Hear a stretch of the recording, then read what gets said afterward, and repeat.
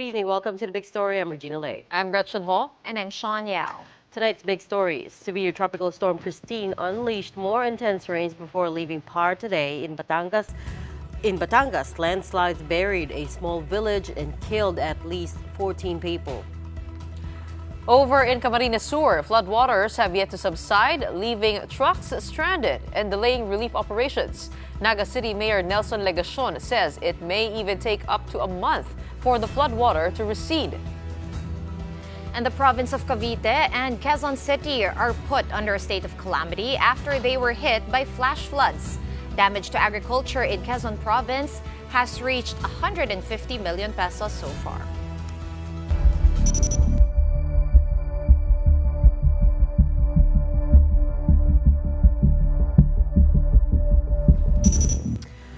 Kicking off on a somber note once more, the death toll from severe tropical storm Christine has jumped to 46. Now that figure came from the Office of Civil Defense, or OCD, which said that out of this number, most of the reported fatalities were from the Bicol region with 28, followed by Calabarzon with 15.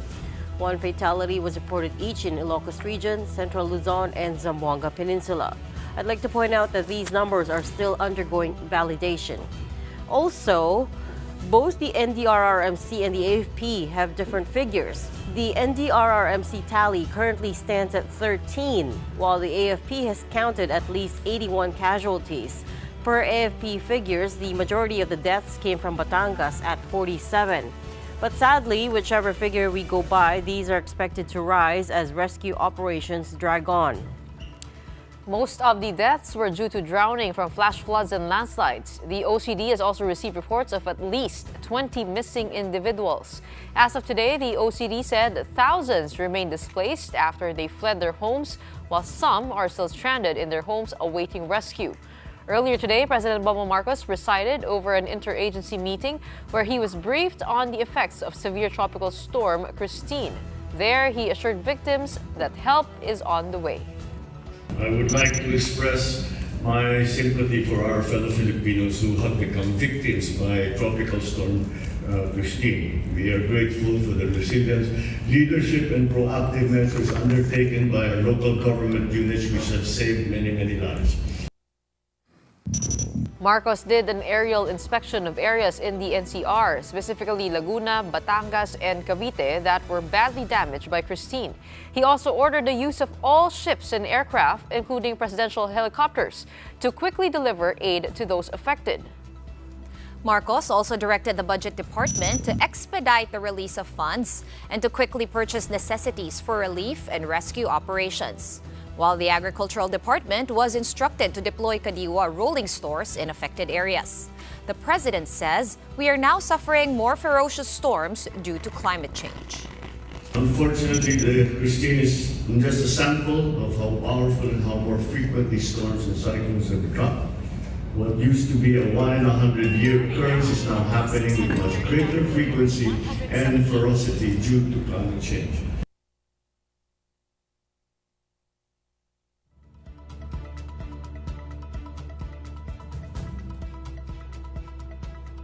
That climate change has led to more ferocious storms, or even, I think the most important thing to remember is that Bicol was not even directly in the path of the storm, and yet they had the most casualties. You're right. That's significant for the president to acknowledge that. We know that, living in the Philippines, which has been topping the World Risk Index for 4 years now consecutively, right? We're the most at-risk country in the world, not just from natural disasters, but also geopolitical risk.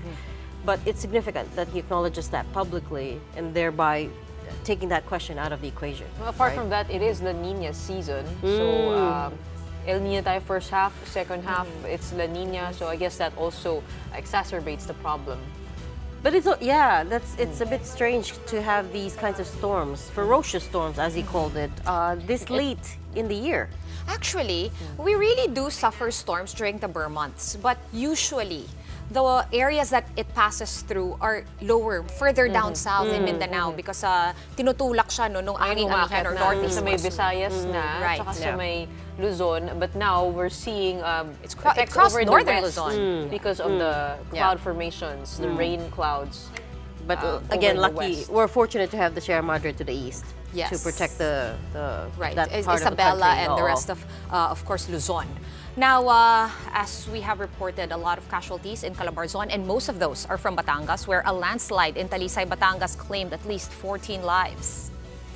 We still have News 5's Rainiel Pawid in Batangas. He joins us now on the line to give us an update. Hi, Rainiel. Kamusta ang rescue at retrieval operations dyan? Linawin lang muna natin, no? Nasa Talisay ka ba or nasa Lemery pa rin? Hi, ladies. Ngayon ay kakalikas lang natin dito sa may Talisay, Batangas. Specifically dito sa may barangay Sampaloc. This is the area yung tinatawag nila na ground zero for this landslide, no? At itong landslide na to, since inikot natin kanina, to visualize lang, no? Para to give visualization sa mga viewers. Ang laki ito ay sa 10 full basketball court. Ganun siya kalaki pag in-stretch mo siya. Dahil parang nasa gilid ka ng kalsada, and then kikita mo talaga na lahat ay sa gilid ay natabunan na nga ng putik at maging mga baro. Okay, Riel, nakikita nga namin sa aming video, no? We're playing back videos from the rescue operations dyan sa may landslide sa Talisay. For now, though, meron na ba tayong mga numero? Ilan po ba ang nawawala? Ilan ba yung hinahanap natin or nahanap na? As of 8 p.m., nakakuha tayo ng confirmation na 18 na yung nahanap, pero patay na yung 18 individuals na yon. And then may dalawa pa na bata yung hinahanap naman. Sila ngayon yung nag-start. No, sinabi nga nila ng mga rescuer natin na 24/7 na yung kanilang gagawin. Search and rescue dito sa buong barangay ng Sampaloc. Are they expecting, no, na merong mga survivors of the landslide? Yes, we've asked earlier, hindi nila inaalis yung possibility. Though yung oras, tinitignan nila na almost 24 hours na nga simula nung nangyari itong mudslide or landslide dito sa area. Pero sabi nila, keep fingers crossed na sana yung dalawang hinahanap ay, di ba, medyo natabunan daw at ma-shield ng ilang mga debris. O yun yung tinitignan nila ngayon ang gulo. We're getting reports that 12 of the initial 14 dead are children. Is that correct? At natuntun mo ba yung dahilan kaya nagkaroon ng landslide dyan? Bukod sa malakas na pag-ulan. Yes. Tinanong natin yung isang mga residente dito sa lugar, no, sa Sampaloc.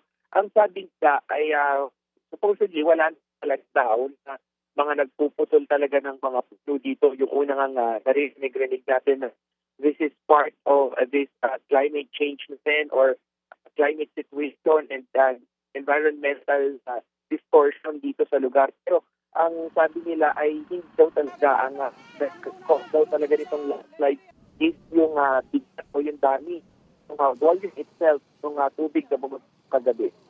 Okay, and kamusta naman, no, Rainiel, yung lagay ng panahon dyan dito sa Metro Manila, no? Medyo fair weather tayo almost all day. Can we say the same for Batangas? Kasi yung forecast ni Pag-asa dyan, uulanin pa rin daw hanggang today, Friday.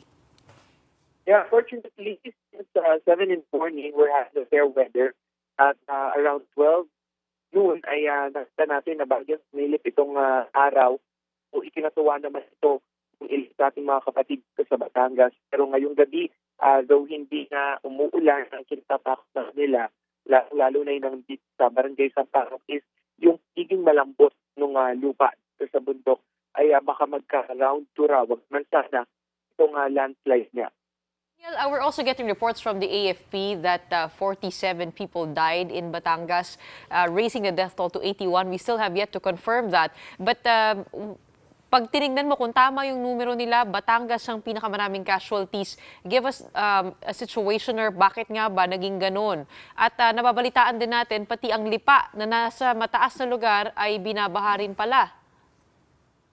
Exactly, dahil kanina, bago tayo magpunta, dito nga sa may Talisay, ay nag-stay muna tayo for about half a day doon naman sa bayan ng Agoncillo. At doon ay 5 yung casualties. And nung binisita natin yung lugar kung saan saan nga naman ay yung ating mga kapatid ay makikita mo talaga na elevated, no? Yung elevation nitong lugar ay masasabi mo mga up here or mga doon sila sa upper part nito bayan ng Agoncillo. So tinanong natin kung ano ba talaga yung nangyari, bakit sila kataas na tubig. Sabi nila, hindi ganun kataas yung tubig, pero yung bagsak ng tubig from the upstream, no, dahil nga pababa, yun yung naging cause kung bakit iyan sa ating mga kapatid doon, actually yung rin doon sa Agoncillo, ay nasangay nga itong baha na may halong ring puso. Okay, so same areas no, na tinamaan at binaha noong bagyong Karina a few months ago. Maraming salamat sa update na yon. News 5's Rainiel Pawid joining us live over the phone from Talisay in Batangas. Over in Baguio City, several landslides were also reported as heavy rain and strong winds battered the city. Joining us now is News 5's JC Cosico from Baguio. JC, how many landslides have been recorded over there in Baguio, and do we have a number of casualties? Gretch, according to the Baguio City LGU, there are 4 incidents of soil erosion following the onslaught of severe tropical storm Christine. There's also 1 incident of collapsed riprap. However, there are no reported casualties nor injuries following these incidents. Shawn. Which specific areas in Baguio have experienced the soil erosion that you're talking about, and are there any major road closures? Gretch, these areas include Lower Quirino Hill, Victoria Village, Quezon Hill, and also in Outlook Drive. Now, according to an advisory of DPWH Cordillera as we speak, all national roads and bridges in Baguio City are passable as we speak. But however, there are some streets in Baguio, to be specific, that is Alfonso Tabora Street in Barangay Lower Quirino Hill, kasi nagkaroon nga dyan ng landslide. Kaya ang ginawa ng barangay, they decided to close that portion to motorists para nga iwas aksidente. Kasi nga kanina ay nagkaroon nga ng pagguho dyan, and in fact, yung landslide dyan sa Lower Quirino Hill ay nangyari pa noong July. So kanina nagkaroon ng bagong guho. Gretchen. Natuntun mo ba yung dahilan kung bakit nagkaroon ng landslide dito sa mga parte nito? Nakikita natin yung mga videos na naglilinis na yung mga responders, and also meron bang nasaktan?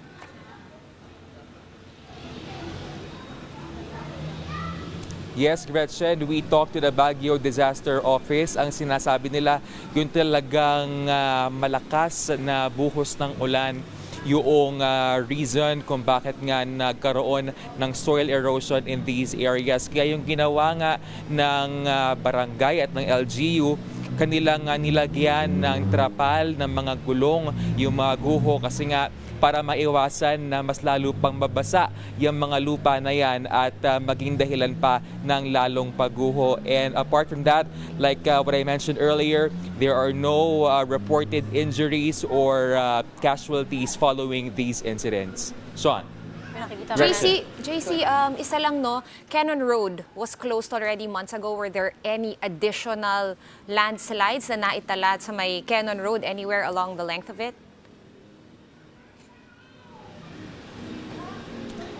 So far, Shawn, doon sa inirelease na information sa atin ng Baguio City LGU, walang nai-report na landslide doon sa Cannon Road.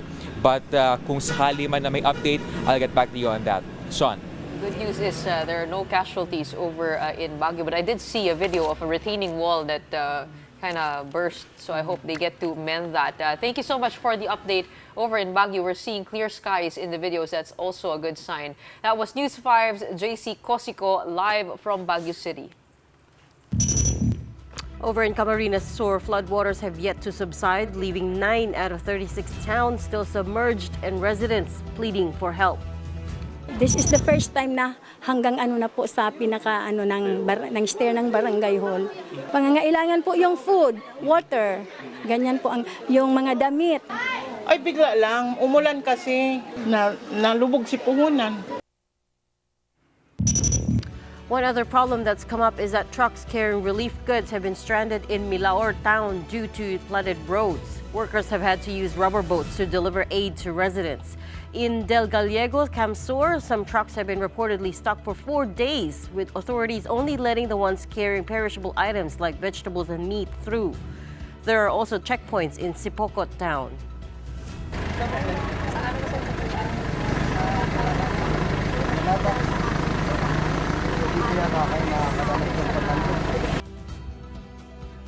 The Department of Social Welfare and Development Secretary Rex Gatchalian flew to Camsor earlier today and made the rounds at evacuation centers. The agency then contacted the water concessionaires, that's Maynilad and Manila Water, to help provide potable water for the victims.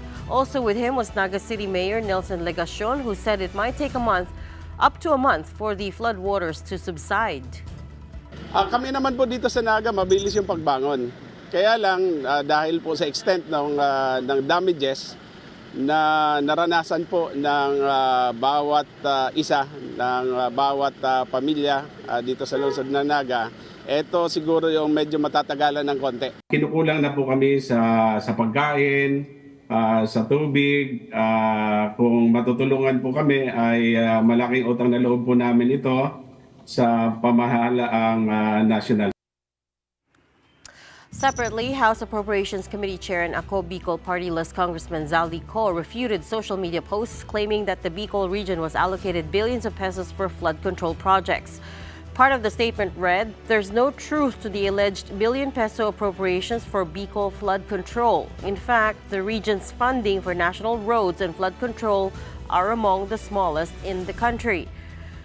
Co also said that the current administration's infrastructure strategy, led by House Speaker Martin Romualdez, prioritizes integrating flood control measures with sustainable water management to enhance food security. One of the first responders in Bicol, particularly in Naga City, is Angat Buhay, the foundation led by former Vice President Denny Robredo. And we have with us tonight the NGO's Executive Director, Rafi Magno. Thank you for joining us on The Big Story tonight, Rafi. Thank you, Gretchen. Thank you, everyone. Ay, unang-una, kakamustahin ka namin because you posted on Facebook that your family almost lost everything. How are you? How is your family? At nasaan ka ngayon? Oh, thank you so much, Gretchen. Okay naman kami. We're happy that everyone's alive. Very unfortunate that we lost everything. And I think hindi lang naman kami yung nakaranas ng ganon.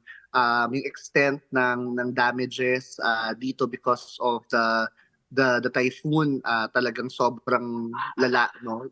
Sa napakaraming mga tao dito sa Naga City. I mean, Naga City, Attorney Lenny and I are leading our operations in Naga City. Okay, so are you able now to go around Naga City, have the flood subsided? Because you were also mentioning that several of the trucks with donations were stranded in Pamplona and San Fernando. So ano yung lagay dyan sa Naga City, pati na rin ng mga donasyon na papunta? Yeah, actually, pasensya sa damit ko pero basang-basa ako ngayon. Kakatapos lang namin mag-rounds sa isang barangay. Kasama ko sa Attorney Lenny earlier. Lubog pa rin sa baha yung napakaraming parte ng Naga City, pati na rin ng mga karatig naming munisipyo. Hindi okay yung lagay, no? Aside from talagang kailangan ng tubig, kailangan ng pagkain, marami rin yung gustong tumulong din talaga sa Naga City pero hindi nakakapagpaabot ng tulong dahil nga stranded, no? Yung mga trucks sa may bandang San Fernando hanggang Pamplona.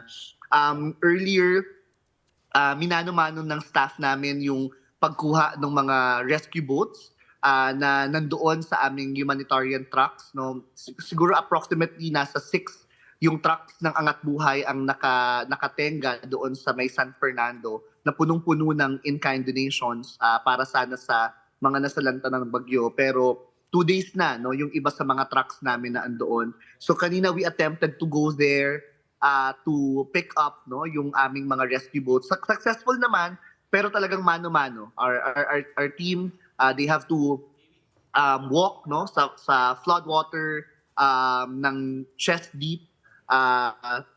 maglakad ng several hours just to go to San Fernando and go back to Naga, no, para madala yung aming mga rescue boats.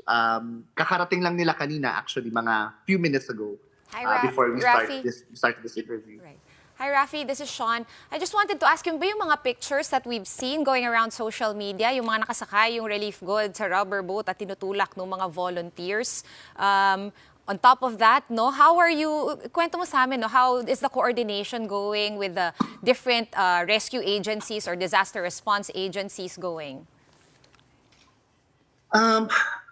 Sinabi ko na to several times, no, that what we've experienced dito sa Bicol, worst in recent history na naranasan namin. Okay, I've never seen the city na ganito, yung klase ng pagkalubog sa baha. Most parts ng city namin are flooded, no, at hindi naman to nangyayari talaga sa amin, no. Sa ibang parte ng Naga nangyayari ito, pero kakaiba to para sa amin ngayon. Alam niyo na we are always ready, no, pag may bagyo, kasi talagang sanay na sanay kami, but this time talagang na caught off guard kami, no, doon sa bilis ng pagtaas ng tubig, no, sa lakas ng ulan. Maraming mga tao yung mga casualties, no, yung nabigla dahil biglang rumagasa yung tubig sa kanilang bahay, or while papaalis sila sa kanilang kotse, no, biglang tumaas yung tubig. Maraming tao pa rin ngayon, yung recent na barangay na pinuntahan namin tonight, nasa second floor pa sila, nasa bubong pa sila, no, waiting for food and water. So iba talaga to na experience for all of us. Rafi, this is Reg. Coming back to yung issue of the stranded relief goods, what's the, I'm sure you guys are talking about how to sort that out, pero what's the solution that's being thrown around? Is it that antay na lang bumaba yung floodwaters, or is there talk of airlifting at least some of the goods? Yung assets, we don't know. We're part of the non-profit group, so wala kaming ganong klaseng mga assets, no. So but we're trying to coordinate with the military. They've been very helpful naman sa amin, no, in transporting some of our goods, no. But tawag mo dito starting tomorrow, very early tomorrow, magbamano-mano kami, no. So may nahanap kaming truck na pwedeng lumusong sa baha. Imamano-mano naming i-pick up yung mga goods na nasa mga trucks namin para makarating na finally dito sa Naga at para maipamigay na, no. Again, yung extent ng damage dito sa aming syudad, napakalaki talaga, at napakarami pang pamilya yung kailangan tulungan, no. Specifically yung pagbibigay ng tubig at ng makakain nila, no. Yung mga pamilyang stranded pa ngayon sa kanilang mga bahay. Do you have enough rubber boats at this point? Because that's one of the first things that former Vice President Robredo asked for. At this point, do you have enough? Yeah, so tingin ko hindi pa rin, kasi malawak talaga yung extent ng pagbabaha dito sa amin, pati na rin sa karatig na mga bayan namin. Alam mo, parang may premonition nga kasi several weeks before it happened, namigay ang Angat Buhay ng mga rescue boats sa iba't ibang parte ng Naga, no? So lahat ng barangay sa Naga. Some of them even told us na, di naman kami binabaha, di na namin to kailangan, baka ipahiram na lang namin. Pero most of the barangays na binigyan namin ng rescue boats, na gamit nila, no, yung mga boats na binigay namin. So nag-augment pa kami, nagdala kami ng mas marami pang boats, mas may paparating pa ng mga boats, at hopefully makatulong ito not only in Naga, no, pero doon din sa nearby towns dito. Hey, Rafi, pagka-rescue doon sa mga residente, saan sila dinadala ngayon para magstay dry? And also, sapat ba yung goods that they're running on currently? I mean, meron bang nakakapasok kahit papaano na relief goods para doon sa mga pamilya? So marami sa kanila ay dinadala sa evacuation centers, no? It's very unfortunate that when it happened, some of the evacuation centers got flooded as well, no? Talagang kakaiba talaga itong nangyari sa amin. Kung sapat ba yung goods, hindi. pamilya pa yung kailangan talagang maabot at tulungan. Ngayon nakafocus ang Angat Buhay at ang aming mga Angat Bayanihan Volunteer Network partners sa pagpo-provide ng hot meals. Kasi wala naman silang capacity to cook, no? Pati na rin yung mga na stranded pa sa kanilang mga bahay. So every day we give out easy to eat food products, no? Mga hot meals na niluluto sa mga community kitchens namin, mga tinapay at tubig, no? Para lang makatawid, no? Sa pang-araw-araw nilang kailangan.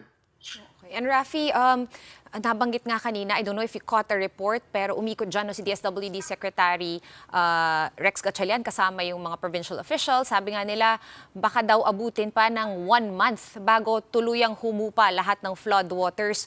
Are you guys going to ride it out for that whole time until everyone is okay and settled back into their homes or wherever they may move to?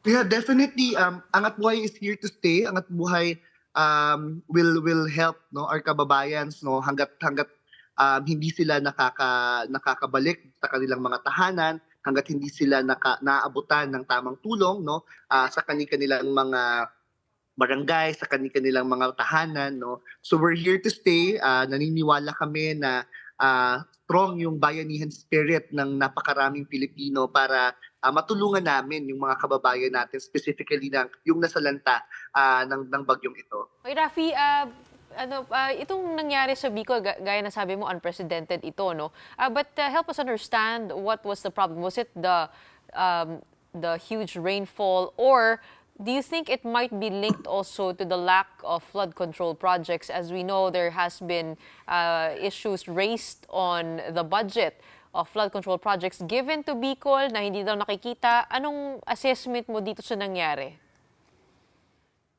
Ako, iwasan ko siguro mag-comment doon kasi lalo na doon sa flood control budget. But I think sobrang lakas talaga ng ulan. Mga reports na nakuha natin ay 2 months worth ng ulan yung binagsak noong araw na yon, no. May mga barangays dito na hindi naman talaga binabaha, no, pero binaha at ngayon ay lubog pa rin, no, sa tubig baha. So talagang I think sobrang lakas din talaga ng ulan, no, nung araw na yon. Unprecedented yun sa amin kasi for instance kami sa bahay namin, sanay kaming pinapasok ng tubig kapag sobrang lakas ng ulan, no. Pero yung lalim ng tubig na pumasok sa aming bahay, hindi pa namin yun nakita.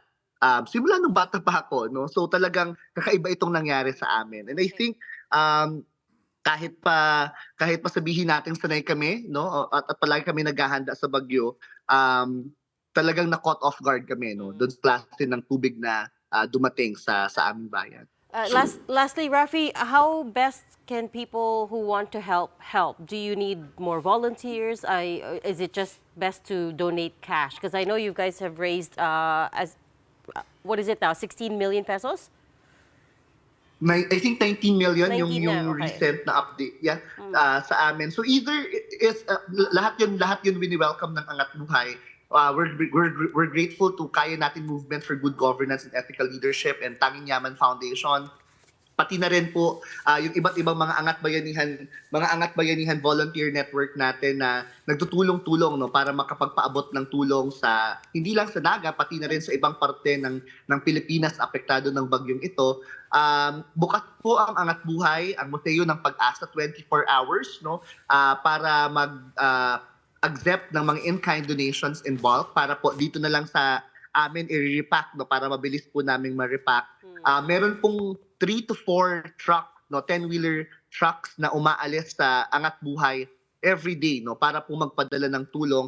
Unfortunately, stranded sila ngayon sa may San Fernando, Pamplona areas, no, but ginagawa natin ng paraan, no, para makuha yon at mapaabot agad yung tulong na ibinigay sa mga taong nasalanta.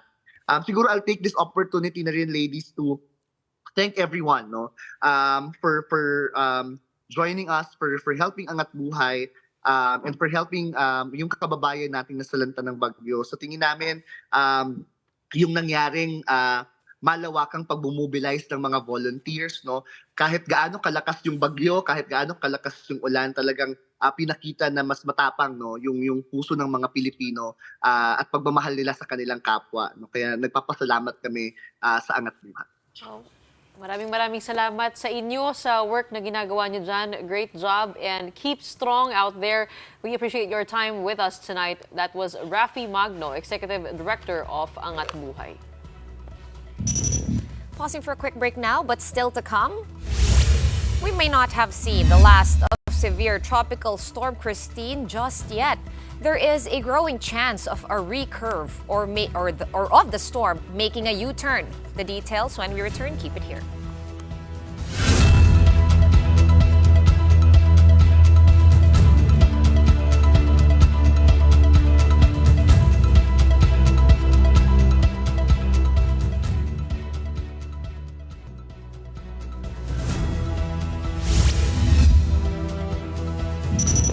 Welcome back. You're still watching The Big Story here on One News.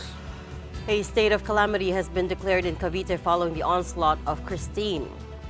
The Ilang-Ilang River in Noveleta, Cavite overflowed yesterday due to the relentless rain brought by Kristine.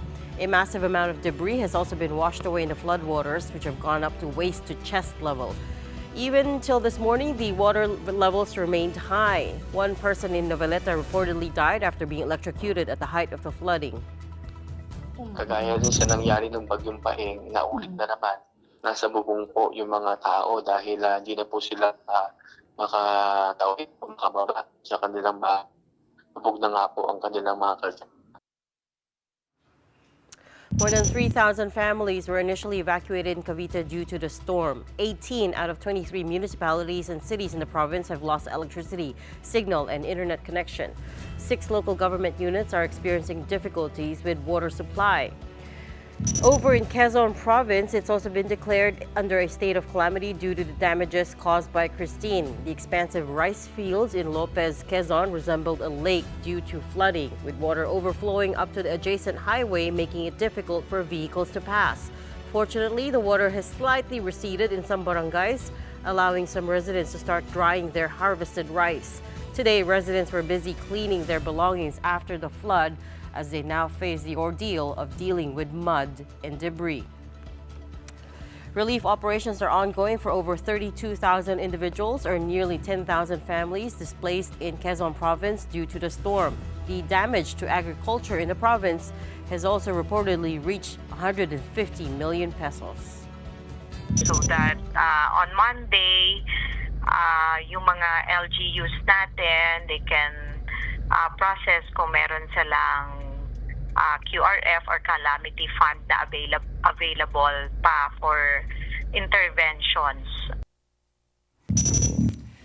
Now, this is a question on a lot of people's minds. Is the worst really over from severe tropical storm Kristine? As of 4 p.m., Kristine was last located 410 kilometers west of Sinait in Ilocos Sur as it moves out of the Philippine area of responsibility. It is still packing maximum winds of 95 kph near the center, with gustiness of up to 115 kph. However, based on Pag-asa's forecast track, Kristine will continue moving westward over the West Philippine Sea until tomorrow before looping back on Sunday and Monday. What this means is that Kristine could re-enter the PAR on Monday or Tuesday. If Kristine continues on this track, rains will be expected in the Ilocos region, in La Union, Pangasinan, and Zambales. Signal number 1 is over in Ilocos Norte, Ilocos Sur, La Union, Pangasinan, Apayao, Kalinga, Abra, Mountain Province, Ifugao, Benguet, and Cagayan, including the Babuyan Islands. The list also includes Isabela, Quirino, Nueva Vizcaya, Nueva Ecija, Tarlac, Zambales, Bataan, Pampanga, Bulacan, Metro Manila, and the northern portion of Cavite. And just a reminder, Alagang Kapatid Foundation is also open to receiving donations for those affected by severe tropical storm Kristine.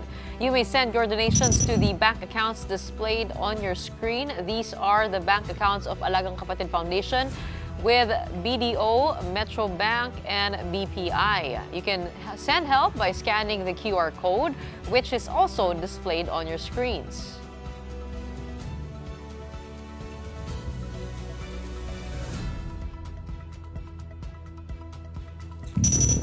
After another quick break, PDP Laban is fielding 6 senatorial candidates in the 2022 midterm elections, including, or 2025 rather, elections, including lawyer JV Hinlo. We will be speaking to him next. When the big story returns, stay with us.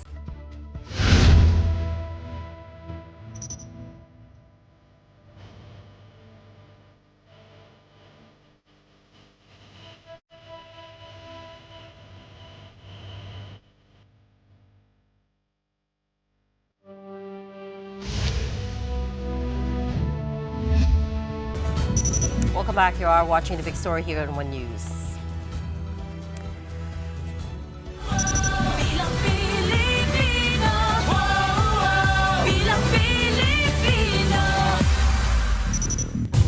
Like it or not, everything is political, or so the saying goes. Certainly, this latest storm has shown us the importance of electing the right leaders. So let's get back to assessing our candidates for next year. Our second guest tonight is attorney JV Hinlo. He's part of the 6-man senatorial slate of PDP Laban. Good evening, attorney. Thanks for coming all the way here to be with us. Mayong gabi sa inyong tatlo. Mayong gabi Pilipinas. Thank good. you for Bisaya. inviting me Bisaya. here. I'm from Negros Occidental. I'm Ilonggo. Here, Ilonggo. Okay. But I'm the only candidate representing the Visayas for PDP Laban. Actually, the last 2 days we've been mostly focused on the storm. That's been the big story because there's so much, it's brought so much damage. So let me throw that first question out to you. If you were a senator, what would you do about this disaster? We should, let's say, prepare for the disaster preparedness program of the government, that we should not be reactive, but rather we should already look forward. When this kind of problem arises, we have to prepare way ahead. What should be the response? Government should be ready. Our country is besieged by storms every year. So why do this thing continue to happen? At least a dozen, in fact. Yeah. So with how the government is carrying out rescue and relief operations now, where do you see them falling short? As where what the issues? former President Duterte said, we should have prepared ahead and not be reactive. So I agree with him. We have the 911 program, which I co-started with when I was still with the DILG. When the storm was already seen to be entering the Philippines, our police force, our firemen, all the responders should be prepared for it. But all the LGUs should be prepared But you for heard our interview with Rafi Magno. He was saying this was unprecedented levels of flooding over in Naga because what is involved here was the Bicol River Basin as well. Bukod doon kasi nga parang yung bagyo nandito sa may east going west. Pero yung cloud formation pa gano'n, parang hindi, kumbaga, parang, I mean, how could they have prepared better for this? Natural calamity cannot be controlled by us. We can just limit its effect. No? We should look at the problem of our forests. Kailangan ba may reforestation? Denuded ba yung ating mga trees? Is it the right policy of government to do more reclamation projects? Saan ba lalabas yung tubig pag may baha dito sa Metro Manila? So, there should be a master plan.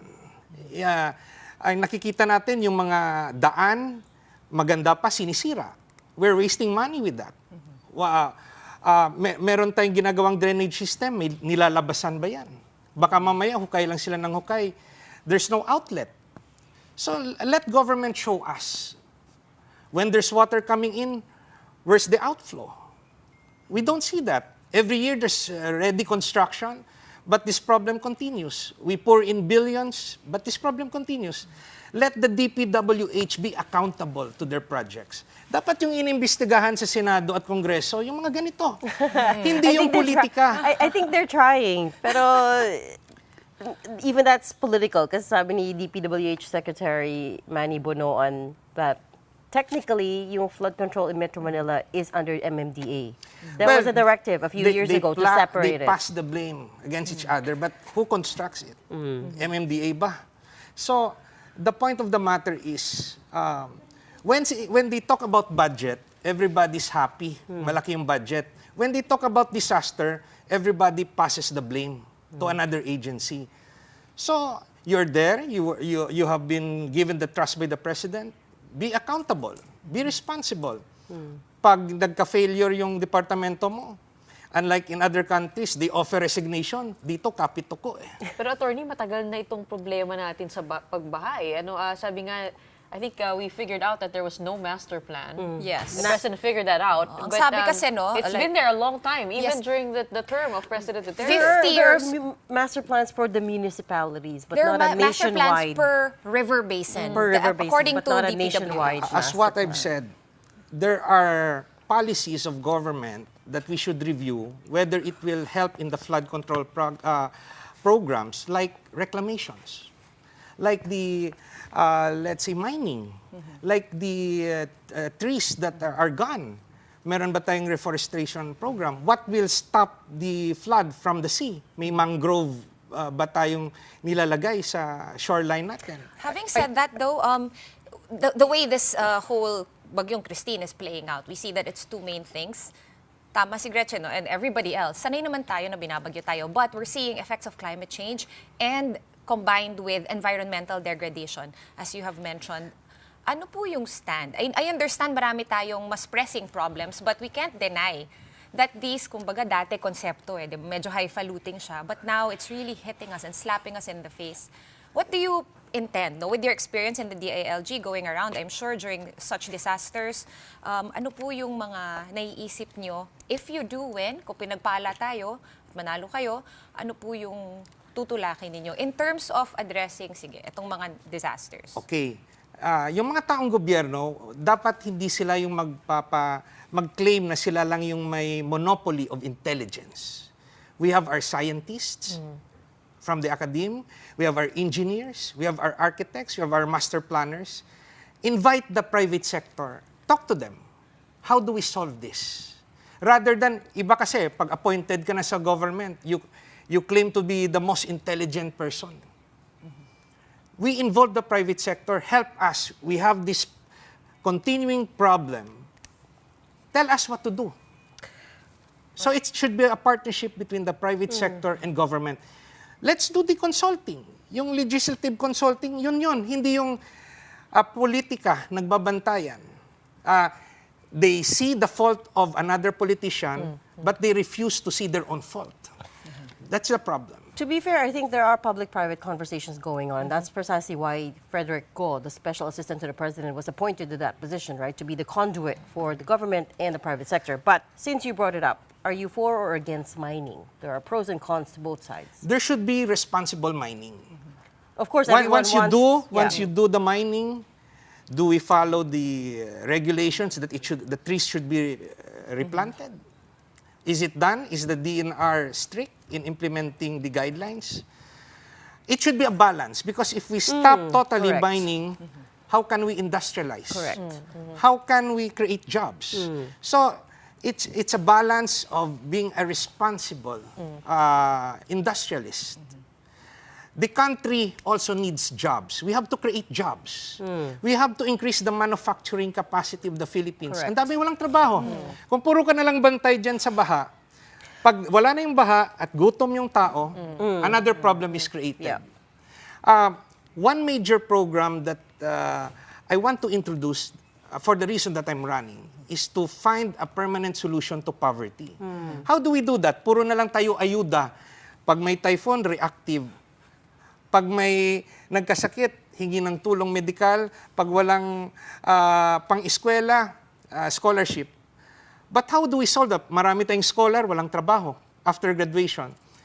The Philippines has to industrialize. We have to increase the manufacturing capacity of the country. We build our own weapons. We build our own machines. We build our own vehicles. There's Francisco Motors. There's Arms Corps. We thank SM, gumawa ng mga shoes.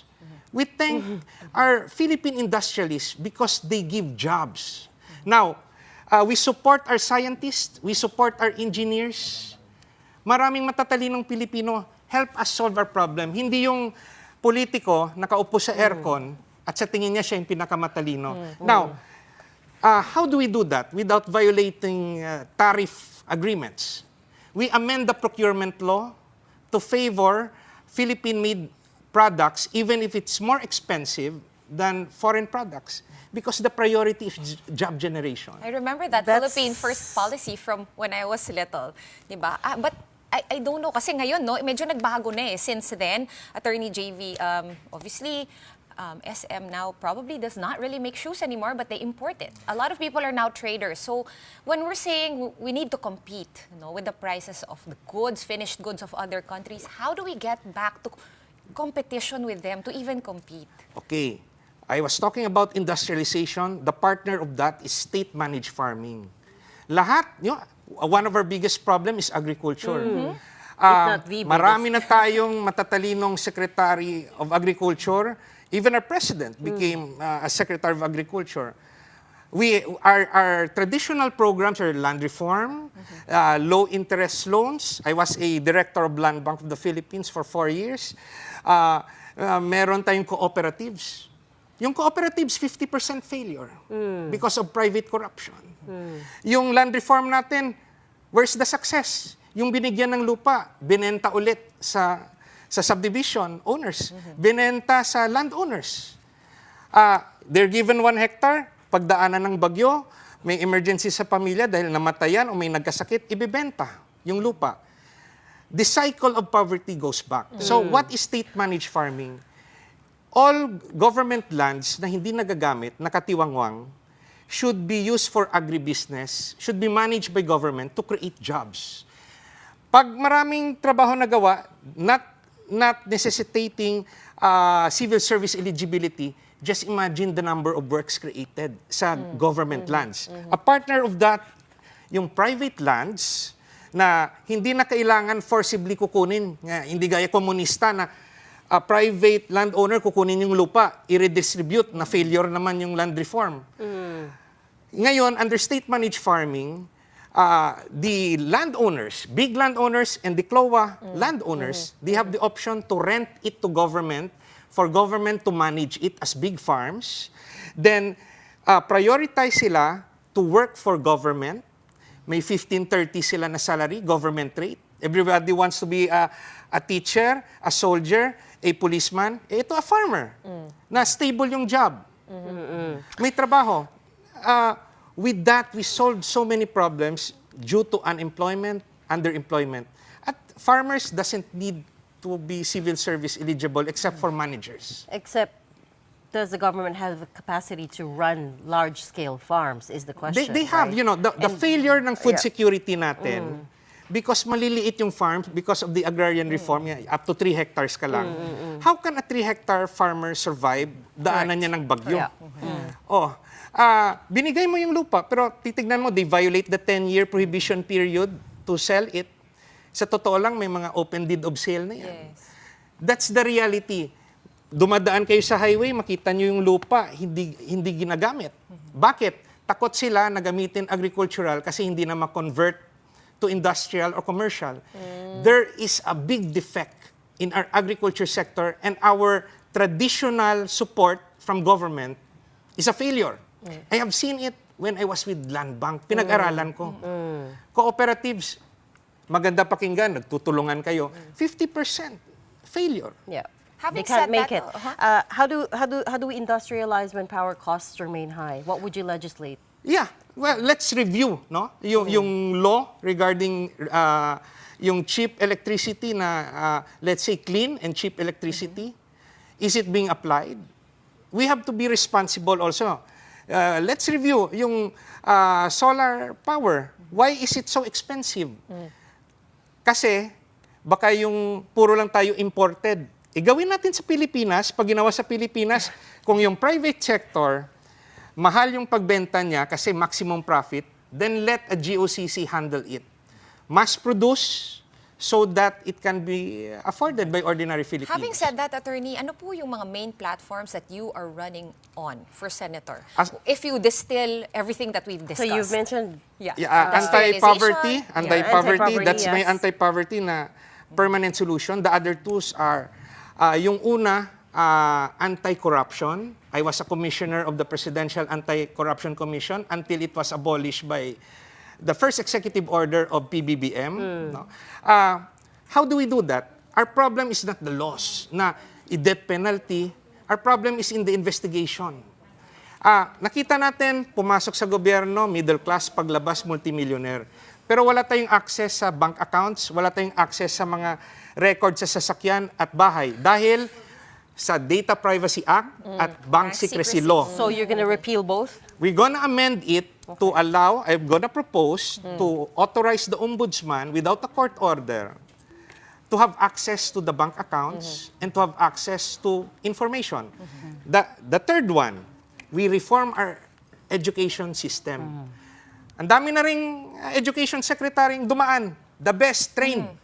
Pero yung very basic na hindi nila naisip, let us introduce a subject of Philippine patriotism and ethics studies from grade 1 up to college. For grade 1 example, love of family. Porket yumaman ka ngayon, pababayaan mo na yung pamilya mo. Ay hindi pwede yun. Bago ka makatulong sa ibang tao, tulungan mo pamilya mo. Second, love of community.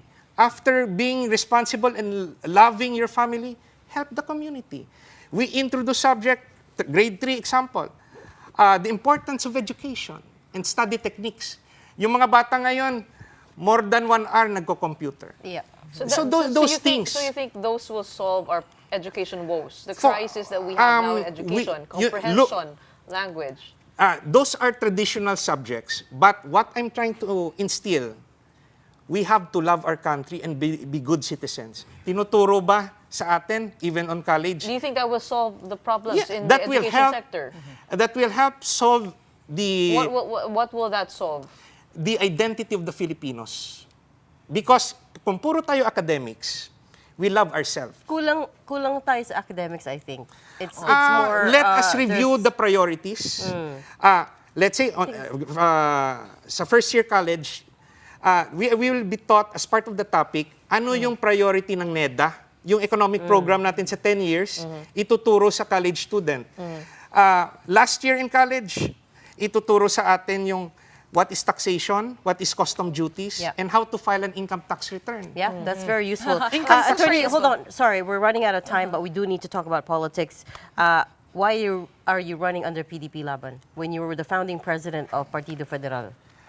Originally, Partido Federal ng Pilipinas was created to accommodate former President Duterte back in 2018 when there was an internal conflict between Senator Coco Pimentel faction and that of President Duterte. Now, there's an internal issue on that. It has been decided by the COMELEC. And now it's presently with the Supreme Court. So we wait the final decision. But insofar as the status of PDP Laban is concerned right now, the only recognized group is that led by our chairman, former President Duterte, our president, Robin Hood Padilla, and our SecGen Amy Neri. Would you say you completely align with the principles of Duterte? We asked the same question to Attorney Jimmy Bondoc, and he says he does align with Duterte's principles. How about you?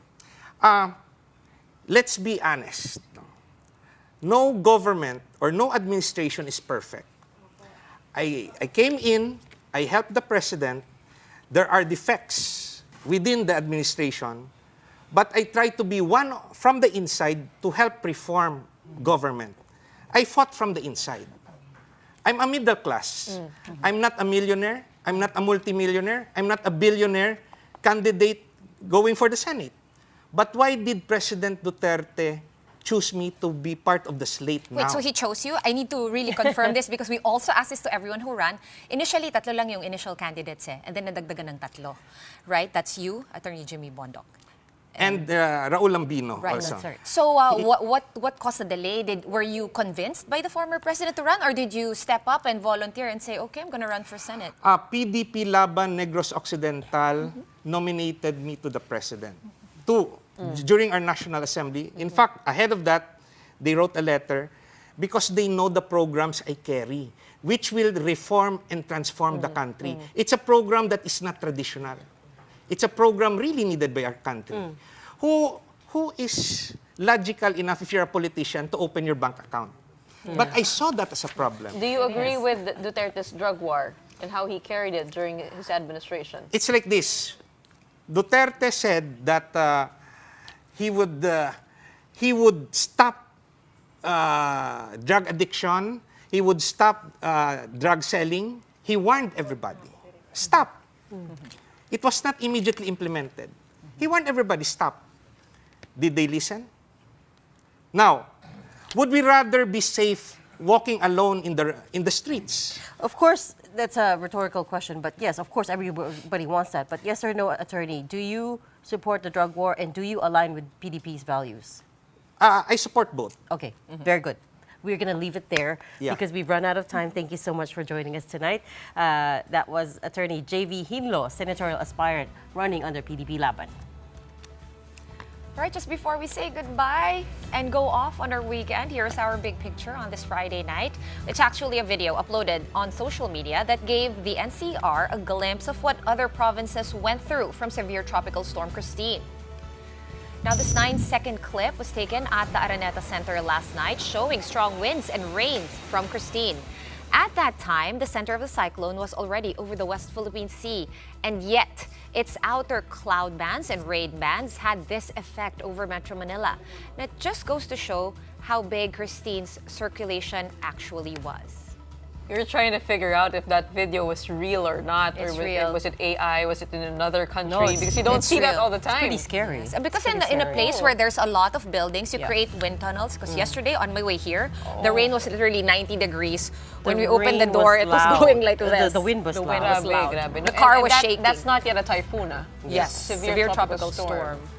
Well, we're glad that the weather is better today. Definitely. Hopefully it continues, and we'll wait. Hopefully no more LPA, the one that's forming out in the east side, right? So hopefully none of that. And everybody Hopefully has it a dry dissipates. and peaceful weekend. Okay, that's something to pray for this weekend. But that's it for the big story tonight. Zero One News, all sides, all the time. Thanks for tuning in. Have a good night and a great weekend.